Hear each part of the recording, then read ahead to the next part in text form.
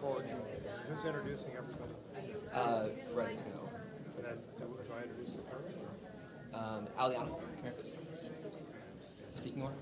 No, I have to speak. Oh, okay, so who's introducing who is the governor coming up between? Governor, Fred is introducing governor, and then Loretta, then you. So it's rolling, they introduce the next person. I just make my mark.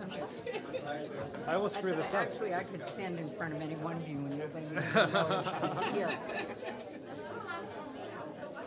Hey, sir, I'm prepared very well. Nice to meet you. Very sorry for your loss. Thank you. Thank you. Button. Hey, Pat. Nice to meet you. Senator Wyman. Nice to meet you. I'm so happy to meet you. Thank Got laid down to a beer? Good. All good? Now, we change things. Yeah. So, thanks for hosting us. God bless you.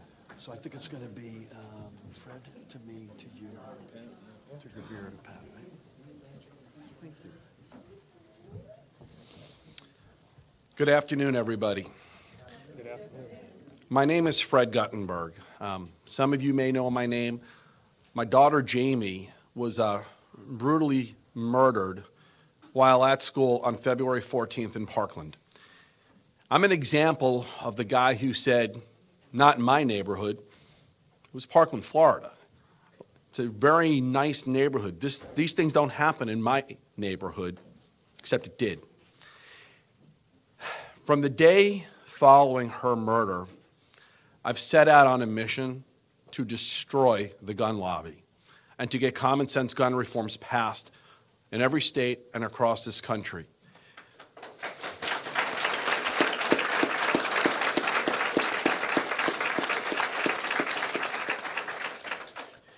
To my surprise, over the course of that week, there were a lot of people who reached out to me who never knew me, but they did it because they're leaders. Your governor was one of those people. So,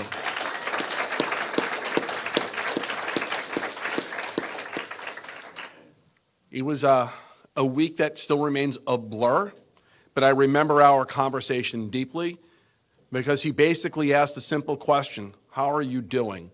And then he gave me as much time as I needed to tell him, and he listened. And he wanted to know what our plan was to go forward. There was nothing political about it. It was one dad calling another dad. Thank you. Thanks, Fred. God bless you.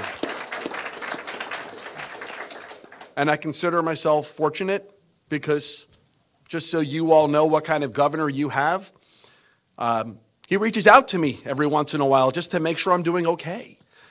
He's been watching me as I travel across the country and go to places like Dallas this weekend to take on the NRA.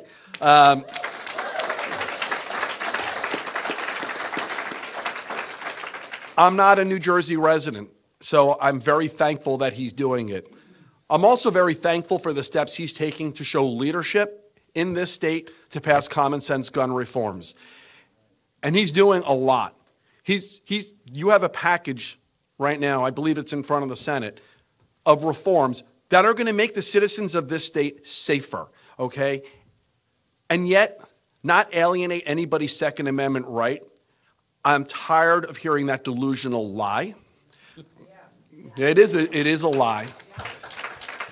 Nobody is trying to take away anybody's gun. What we are trying to make sure is someone who shouldn't have the ability to get a gun or high-capacity magazines with the intent of destruction will have the ability to take away all of your rights by shooting you and terminating them, as happened to my daughter. So, why is this so difficult? Why is it so hard to get common sense gun reform done? Well, number one, on a governmental level, nobody really studies the impact.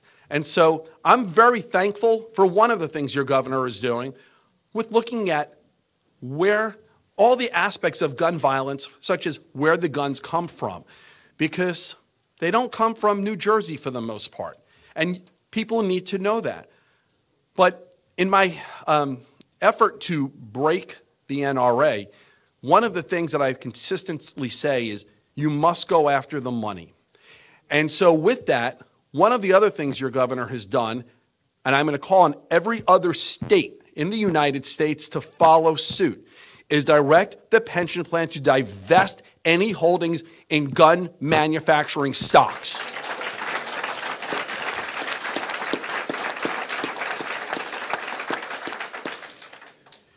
The NRA is an organization with 5 million members. The amount of money they spend on legislators does not come from their membership. It comes from the gun manufacturers.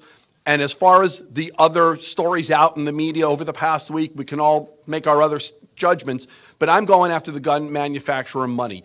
By divesting the money in those pension plans and removing the gun manufacturers, that will have an impact. Every other state should follow the lead of your governor. The time is now. We've now gone through 20 years of these mass shootings happening time and time and time again, and things haven't changed. They're going to change now, and we're already seeing it. The business community is starting to do their own when you look at what retailers are doing. States, both red and blue, are starting to pass common sense reform, okay? Governors like Governor Murphy are taking a leadership position. And again, I as a father who lost his daughter less than 3 months ago, and I hope everyone here in the media puts this out there, every other state needs to do what he's doing with regards to pensions. We need to take a stand, and we need to start today. So as we're also close to the financial sector, okay, and since I have the mic, and before I pass it on, I also want to talk about something else that just happened with Bank of America. And as a father, I'm pissed off. And I'm not a political guy, so I can say that. About 2 weeks ago, Bank of America made an announcement that they were going to stop financing gun manufacturer transactions. Well, myself and all of those in Parkland and others were thrilled. And we tweeted it. We called on others to change their bank accounts to Bank of America, and they got all that positive publicity from it. And then yesterday, it came out in the news that they're going to finance the bankruptcy reorganization of Remington, okay? So they took the positive press while not telling us the truth, okay? So we all need to call that out. Enough of the gun lobby getting their way when it comes to the businesses and the legislators that have supported them for too many years. It takes leaders like Governor Murphy to make sure we can get that process started in a state like this. But you know what? Stop. We do not need to be intimidated by this lobby. They do not care about your safety, and if they did, they would not have made the highlight item at their convention this weekend a gun that folds up to be like a cell phone. Okay? Any manufacturer or lobby that is in favor of that doesn't care about you. They care about the chaos on the streets and causing more carnage, which will then ultimately lead to more gun sales. It is time we stop this. Thank you, Governor Murphy, for everything that you're doing. The only problem is I have to follow you.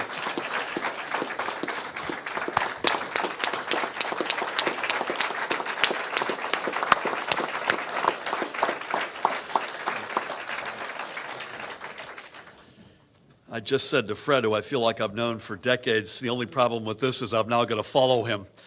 My Lord. Good afternoon, everyone. It is a pleasure to be here today with a new and dear personal friend, Fred Guttenberg. One more time, let's hear it for Fred. Fred, it is for you and every parent that we collectively dedicate our efforts. Jennifer Gonzalez is here. Her son was lost. God bless you, Jen, and your son. Yesterday we were with Mark Barden, who Fred also knows, whose son Daniel was killed in the Sandy Hook massacre in December of 2012. The beat goes on, and Fred is committed to end that beat, and we are with you, Fred. And to all the parents who have lost loved ones. It is also a pleasure, as always, to be joined by Attorney General Kabir Grewal, New Jersey State Police Superintendent Colonel Pat Callahan, and Senate Majority Leader Loretta Weinberg, in whose district we are today. Thank you, Senator, as always. So 1 month ago, I signed an executive order requiring the Department of Law and Public Safety to publish on its website on a monthly basis the numbers of gun crimes by municipality, by type of gun used, and information on the types of crimes that were committed. The order also directed the Attorney General's office to issue a quarterly report breaking down state by state where the guns used in a commission of a crime in New Jersey came from. Today, we are releasing the monthly reports on crime guns from January through April and a quarterly report from the first quarter of 2018 on the sources of these illegal weapons as promised. Before I go on, I have to say we've got a number of folks here, and I won't mention you all by name, but Freeholder Tracy Zura is in the House, Assemblyman Gordon Johnson, Mayors LaBrosse is here, and thank you for several mayors. Thank you for hosting us, Mayor. This is the second time we've been together today.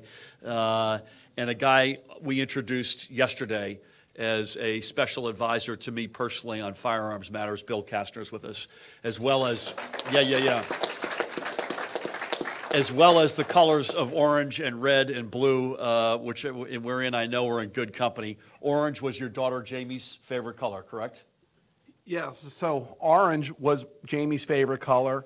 The night she was murdered, her friends from dance put on orange ribbons to commemorate her.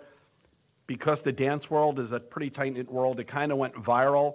And a couple of weeks after she was killed, somebody let me know that orange was also the universal color of the gun safety movement. And one thing the gun safety movement doesn't have is they had a color, but they didn't have a symbol. So I want to make this the symbol of that movement. And so I've started my foundation, Orange Ribbons for Jamie, and I want this to be the symbol. So thank you. We have even better news. Thanks to Fred, we have a bag of these with the pins already in them. Where's the bag? We got them here somewhere. I have more if we run out. It's being passed out, so we have more in the car if you need them. Our goal is to shine a bright light on the epidemic of gun violence in New Jersey. So far in New Jersey in 2018, every county has experienced multiple gun crimes. This is not just an urban problem, which it is, it's also an entire state problem. And the sources of the guns used in the commission of these crimes, they continue to come overwhelmingly from out of state, more than 77% of them, and predominantly from states with lax gun laws which do not put the level of scrutiny on gun buyers that we do. The most, 83, did not travel far. They crossed the Delaware River from Pennsylvania. Governor Tom Wolf is pushing his legislature and taking them to task for their failure to pass common sense gun safety laws, and I applaud his efforts. The iron pipeline is alive and well, with 230 guns flowing into New Jersey from the states along the I-95 corridor, including 59 from Georgia, 58 from North Carolina, 47 from Virginia, 42 from South Carolina, and against my expectations, at least 5 from Delaware. Others have found their way into New Jersey from Alabama, Indiana, Ohio, Tennessee, Texas, Vermont, and West Virginia. 8 guns also came across from New York, where Governor Cuomo is working hard to make sure that they stay on top of this crisis. We're fighting together, I might add, as charter members of states for gun safety. The working group representatives of whom will meet, I believe, Bill, tomorrow in Trenton, from all the states in Puerto Rico who are involved. 24 guns came up from the state of Florida, and that's where Fred, as you now know, lives in Parkland. On February 14th, that family, among others, was upended in an awful way when a gunman armed with an AR-15 entered Marjorie Stoneman Douglas High School and randomly took the lives of 17 innocent people, including 14 students. And one of those students was Fred's blessed little Jamie. She was just 14 years old. And Fred reminded me, we just had a good, strong dose of New Jersey and had lunch at the Coach House Diner with Tammy and Fred and myself. Most of the victims, the student victims, were freshmen. So most of them were plus or minus 14 years old. Fred, in addition to his blessed Jamie, has a son, Jesse, who's 17 years old and is a junior at that same school. And you can imagine, as we discussed over lunch, how hard it is for him to go to school every day. And their mom, Jen, and you can imagine this is something that's incredibly hard, unimaginable, unspeakable.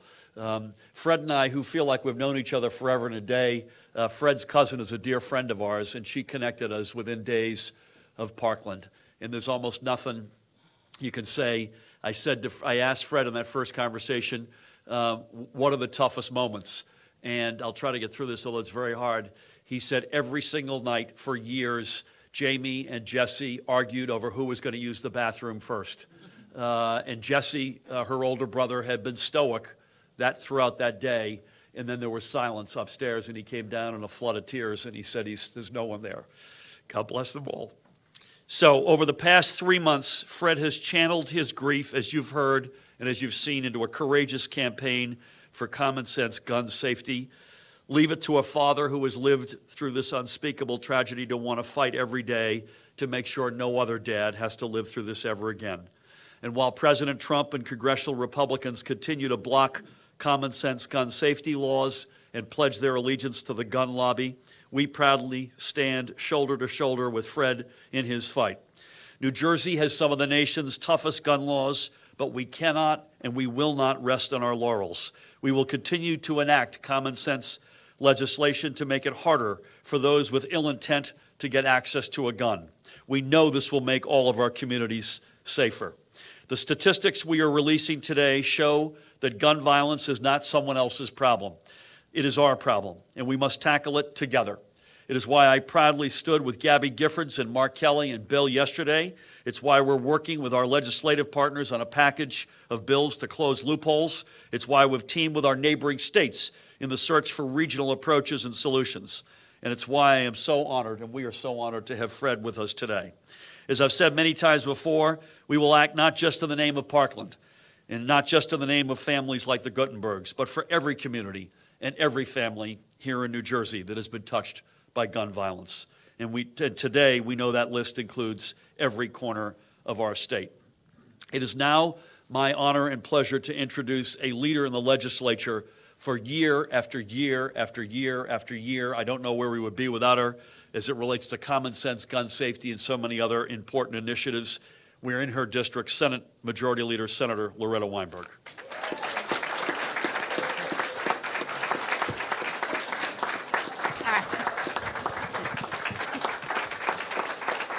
I can't see over the microphone. Yeah, sorry about that. So, thank you, thank you, thank you.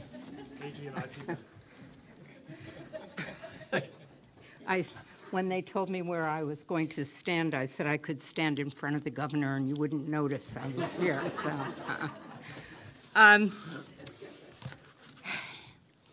to you, Fred, you're getting through the most unspeakable of tragedies, something that no parent certainly can ever prepare for.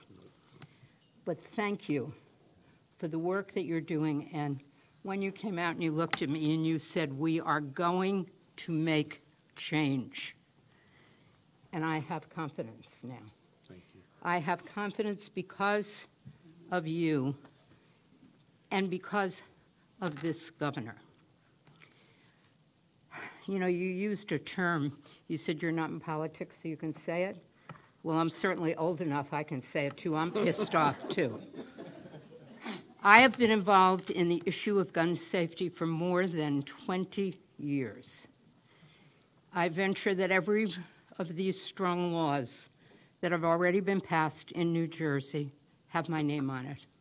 And I've done each of those with pride, sometimes against the most hostile environment. And I can tell you with pride that I never had to turn down money from the NRA.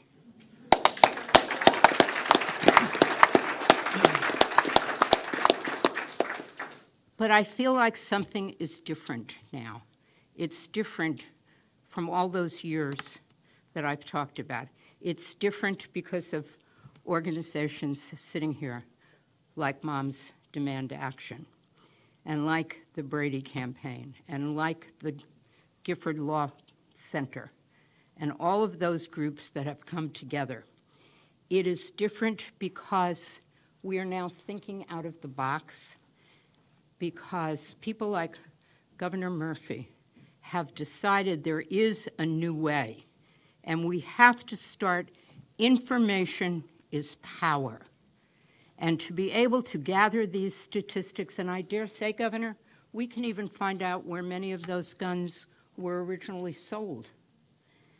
Hopefully that is something else that our Attorney General's office is looking into.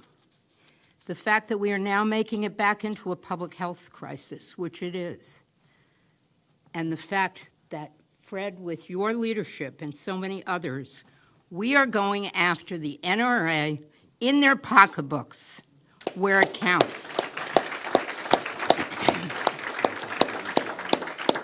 So that's what makes it feel different.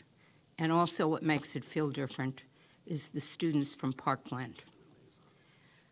The movement that they started, the ability of those articulate, brave survivors standing up, and they don't care who they tell off.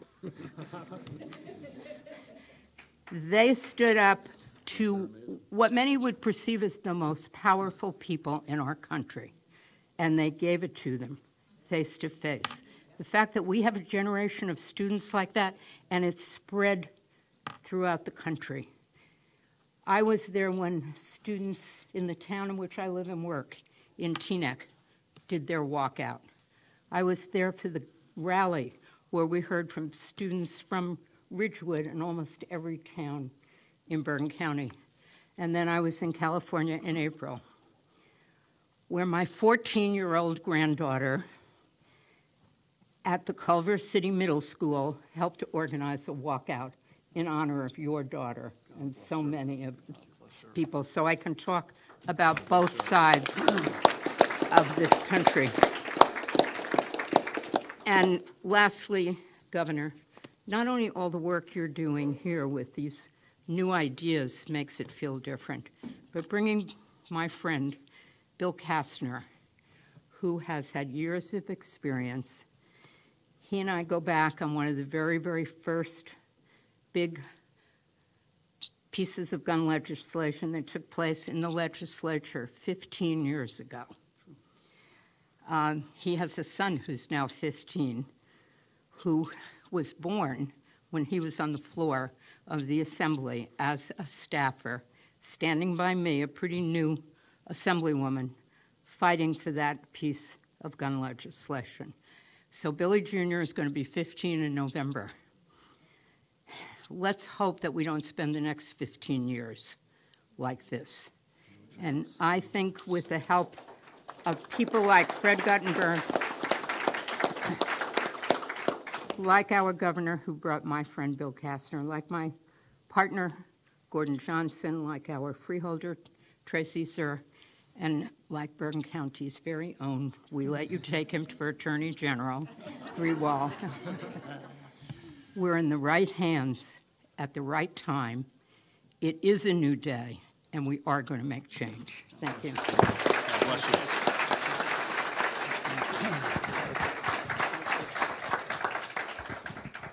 Thank you, Senator, so much. And as I said, year after year, you could expand that to decade after decade. You've been the one standing on this, and we're finally going to get there. Before I introduce Bergen County's own, I have to say members of clergy are always, they're with us in spirit and prayer. Reverend Greg Jackson, one of my dear friends from right here, Hackensack, is with us today. So honored to have you here, Reverend. It is my great honor to introduce, as I say, Bergen County's own, our Attorney General, Gerbir Grewal. Gerbir.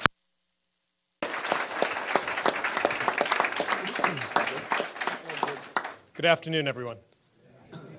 As the state's chief law enforcement officer, one of my top priorities is addressing gun violence in this state, and today we're taking a big step forward in ensuring that we're able to do that. We're sharing for the first time information about the scope of the problem, and I want to thank the Colonel of the State Police, Pat Callahan, the men and women of the State Police who helped put these reports together. It's tremendous work. It was tireless work, and it's important work. And what these numbers show is what we already knew, that the scope of the problem is immense in this state. The numbers don't lie. 268 crime guns recovered in April alone. 93 shooting incidents in April alone, 17 of which were murders. No one, no individual, no community is immune from this problem. I think many of us might have heard about the ATF agent who was shot in Chicago last week. While that didn't happen here, and thankfully he's safe and recovering, he was a New Jersey native. He went to Rowan University. He started his law enforcement career here in New Jersey, and he put his life on the line to make Chicago safer, to address gun violence in that community. And an attack on any law enforcement officer is an attack on all law enforcement officers, especially the brave men and women from the ATF. And I see the special agent in charge of the New Jersey ATF, John DeVito, here. Especially the brave men and women who are out there every day to make our communities safer, to reduce gun violence on our streets and take illegal firearms off our streets. So, John, thank you for your service and for your help in putting these numbers together. And we cannot forget Parkland. We cannot forget Parkland, and we cannot forget all the other schools and all the other places in this nation that have been attacked or under attack as a result of gun violence. And I'm so proud to stand up here with Fred this afternoon, shoulder to shoulder. He's channeled his grief and his pain and the pain and grief of so many other families who've suffered losses and whose loved ones have been harmed into action. So I'm proud to be here with you, Fred. Amen. It's been repeated many times this afternoon and before. In New Jersey, we have some of the toughest gun laws in the country. And I know Governor Murphy and Senator Weinberg are working diligently to make those laws tighter and to make it more difficult to get firearms in this state and to take them out of the hands of individuals who should not have firearms in the first place. And I want everybody to know that our office, at the Attorney General's office, working with the state police and law enforcement across the state, federal partners as well, we're doing our part to stop the trafficking of illegal firearms into this state. We're doing our part to make sure felons who possess firearms in this state are prosecuted to the fullest extent of the law. And whether that means state jail time or working with our federal partners to put them in federal jails, we're doing everything possible to attack gun violence from a law enforcement perspective. But the numbers that we released today show that we can't do it alone, that this is not just a New Jersey problem.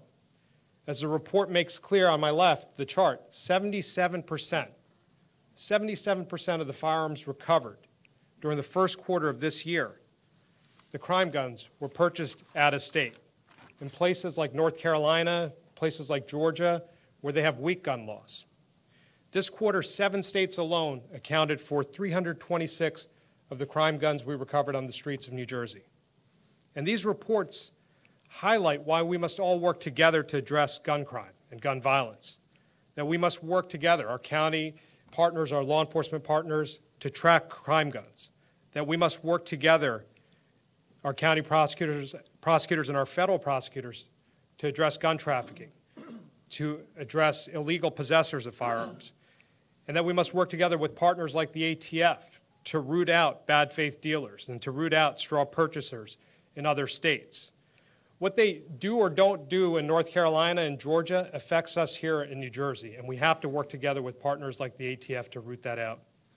And that's why I'm proud of the work that we're doing with the States for Gun Safety Coalition, where we're looking at best practices and the best ways in which to share information like these crime gun reports across borders. This issue is a national issue. It's not just a New Jersey issue, like I said, and it's going to require a collaborative national response. These reports are just the first step in that effort. So I want to thank again the state police and the governor, Senator Weinberg, and Fred for all their efforts. Thank you. Thanks, good boy.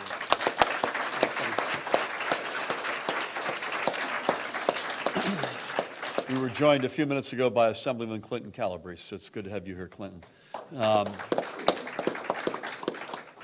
I want to ask to round us out, and then we'll take a couple of questions. I don't know where we would be without the leadership exhibited by all of our partners in law enforcement, but in particular by the state police, and it's my honor to bring up our Superintendent, Colonel Pat Callahan. Thank you, sir. Thank you. I'll just take a minute to echo a few of the remarks here today. To the senator's point that this is a public health issue, it is. If you look at these stats in the first 4 months, when there was 288 people that were struck by a projectile that didn't die, coupled with the 93 homicides in the state of New Jersey, it is most certainly a public health issue, Senator, so I appreciate you bringing that up. To your other point about information being power, in the law enforcement world, information becomes intelligence, which leads to actionable intelligence, which is why we're so lucky to have a partner like John DeVito and the ATF, along with our municipal, county, and other state partners. This is an epidemic. I know we're fighting opiates on one front, and now we're fighting violent crimes and weapons on this front. I think of Fred and Jamie, the Sandy Hooks. I think of Las Vegas. I think of the Pulse nightclub. And I also think of, maybe because I'm in law enforcement, of the 27 officers that have been shot and killed in 2018 so far. That's 27 too many, as everybody in this room knows. But the men and women get up and they go to work because they're trying to combat weapons coming into the state of New Jersey and illegal weapons being purchased. That map, as I said back in April when the governor signed this executive order, is an indication that whether you're a straw purchaser, whether you're an organized weapons trafficker, that a state border, that the Delaware River, that the Hudson River, that the Delaware Memorial Bridge doesn't mean anything to these criminals. We have to understand their frame of mind in order to do something to address it. So I'm honored to work, again, with all of our partners. I have Major Laverty and Lieutenant Brennan in the back. They're from our Regional Operations Intelligence Center. They're the heart and soul of this project moving forward, working in conjunction with the Attorney General's office and the Governor's office. And I'm sure we'll look forward to working with you as well, Bill, as we move forward, starting tomorrow. New Jersey leads the country in crime gun intelligence, but we can do better. The lab, the forensic lab, the things that we're doing, the other 49 states are looking and saying, what are you doing in New Jersey? And I'm proud to stand here as a Jersey trooper and saying we're leading the way, because to Fred's point and the Senator's point, we're going to make a difference. So thank you all. Thank you, Dennis. We'll take a couple questions.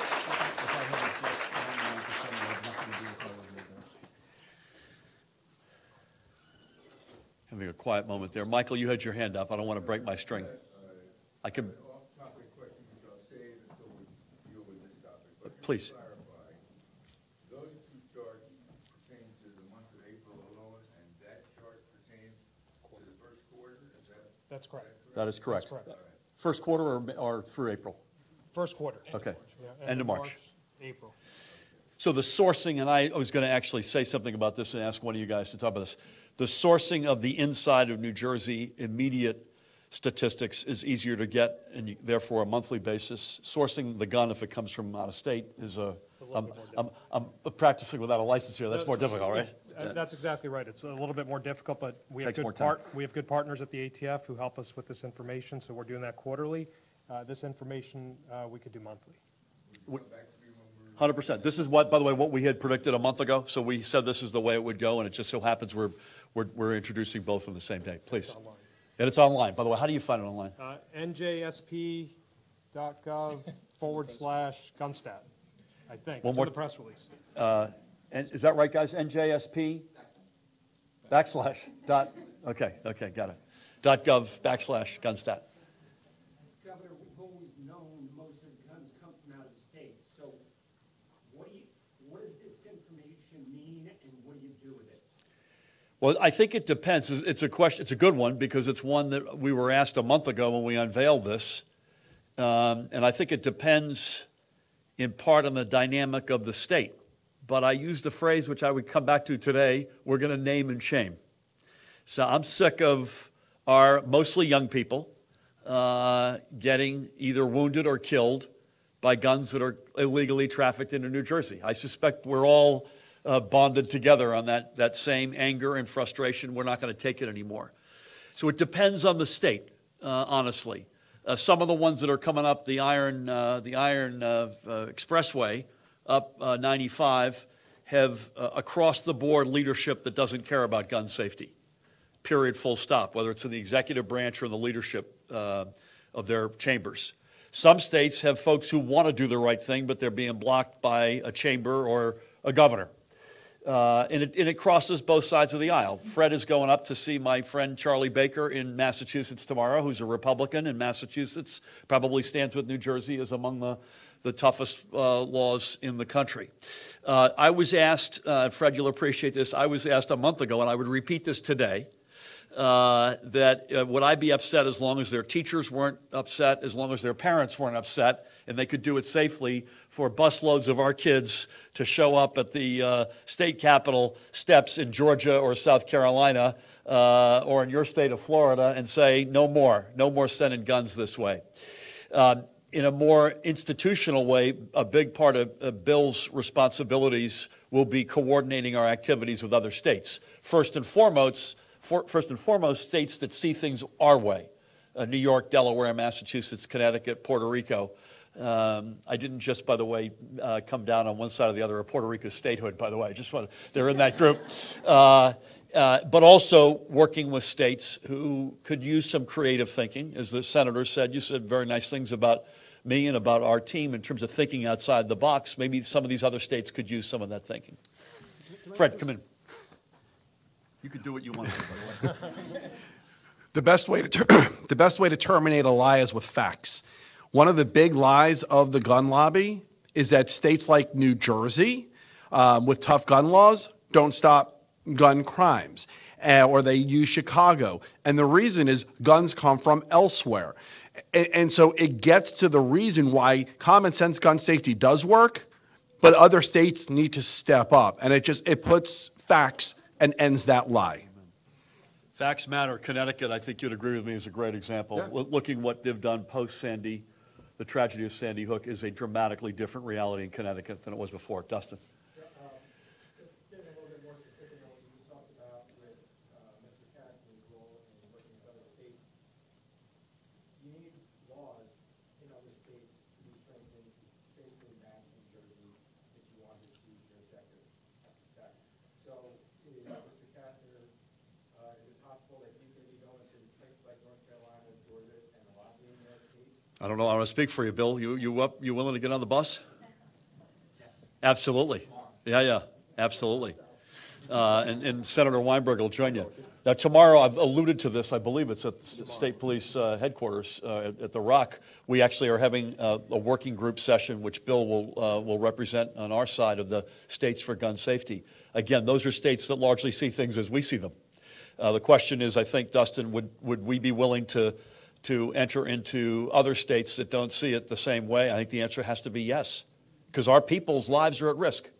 So, I said this to you before. When I became a U.S. ambassador, they remind you on the way out the door to go serve. Your number one job, with all due respect to everything else, is the safety and security of American citizens in your host country. My number one job is the safety and security of every resident in this state, and we'll do what we have to do. I don't think we would have seen the progress, thanks to Fred personally, even that we've seen in Florida. And they're debating, am I right, one of the chambers is debating gun laws as we sit here today? Well, no.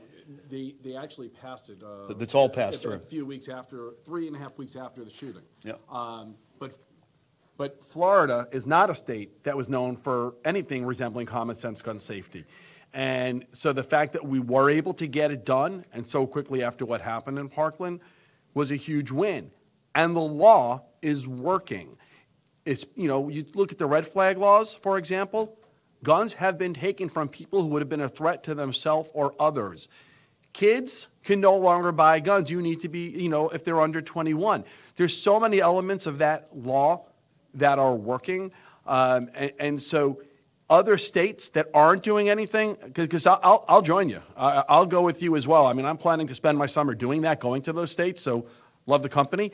But this has to get done. No more kids, no more parents should bury a child. So the BS about that comes from the gun lobby about these common sense laws don't work, we need to terminate that BS, and we need to move forward and get this done. Amen. Just one. We're also big Moneyball people. So I would just say this. I was going to say this earlier. This is a first step in making this data known publicly. How we massage it and use it in the next steps, we're still also finding our way, particularly as it relates to other states. Other members of the press, but Michael, before we go off, Deacon, can you hold on 1 sec? Anyone else in the press? Please, Ryan.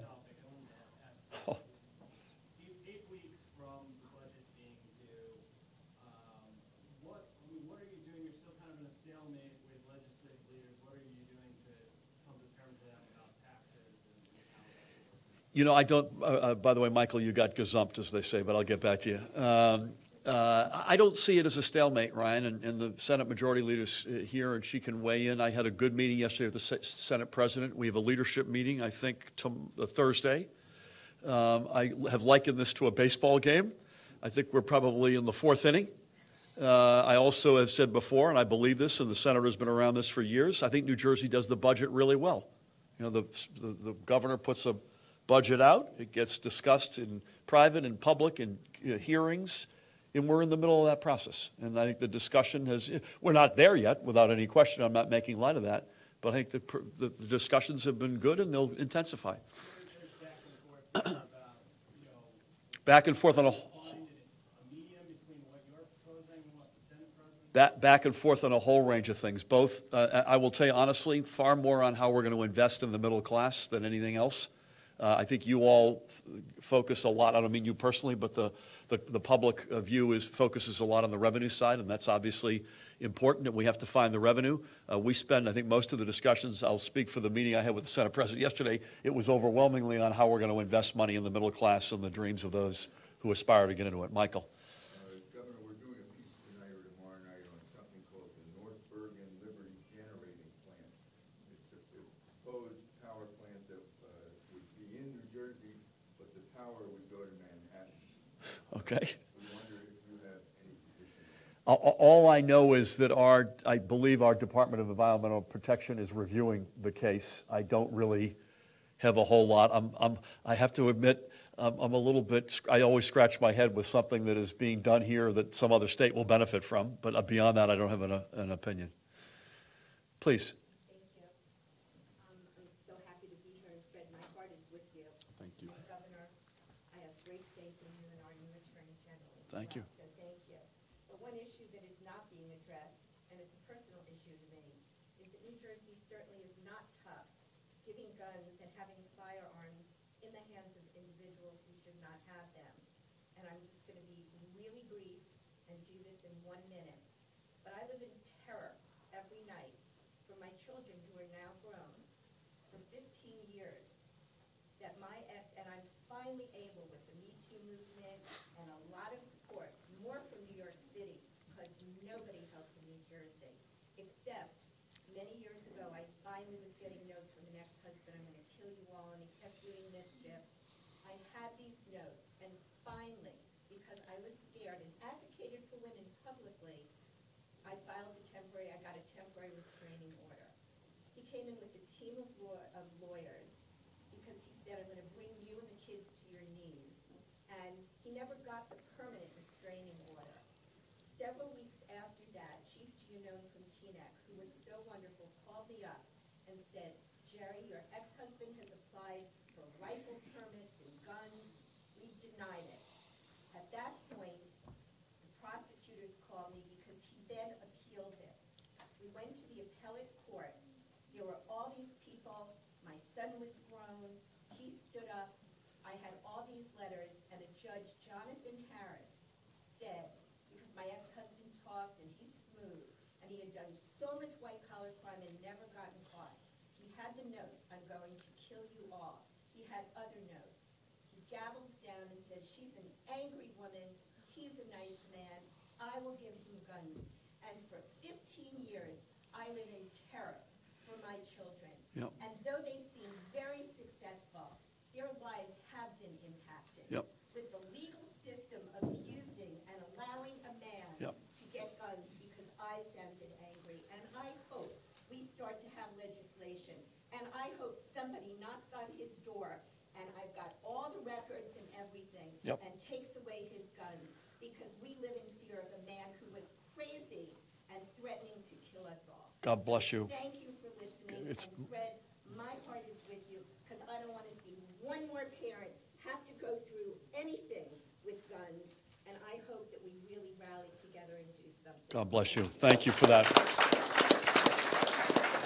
I think it is, it's fair to say that help is not on the way, help is here. And God bless you, we can't rewrite history, but things are changing and they're changing fast, including, I think Senator Weinberg would agree with me that the legislature that will get to my desk within a matter of weeks will go a long way toward dealing if you, It's called extreme protective order. It's got a very long. It's like the red flag laws in yeah. Florida. Yeah, so I think that's a law that's on point, and we do have some pretty good laws about taking guns away from Yep. victims of domestic And it's only going to get, God willing, only going to get better. But God bless you for all you had to live through. I can't take that, and I'll close out with the deacon, who's my dear friend, NAACP former mate over there. How are you, sir? How you doing? I'm well. Where are we with banning the M15 and other guns across this country? M15 is made for war. It's made for taking lives on the battlefield. Yep. Not for killing young kids, not for hunting, not for anything else. Yep. But taking mass lives. Amen. So, amen. I'm going to ask you to come in here, but no one knows the status of potential gun legislation in the United States right now better than Fred, so I'll ask Fred to answer this. But just because we're going to tighten the gun laws, just because we're going to get better information, just because we have the remarkable Bill Castor and this team up here on the case, just because we have states for gun safety, let us never take the foot off the gas of pressure on Congress in this administration to pass national gun legislation. Any idea where? The sad truth is, nowhere.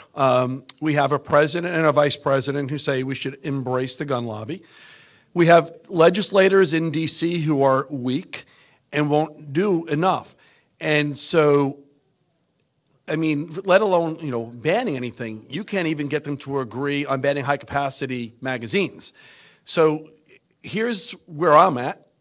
We're going to fire them. Everyone needs to get out and vote. And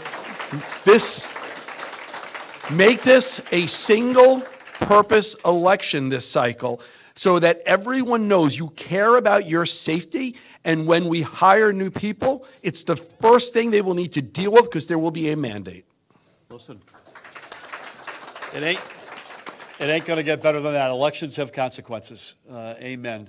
I want to thank the Colonel, Attorney General, Majority Leader, all the distinguished, Bill, thank you again for joining the team, the elected officials, members of clergy, activists who are out there every day. When I see red shirts, I know I'm in good company, and now orange ribbons.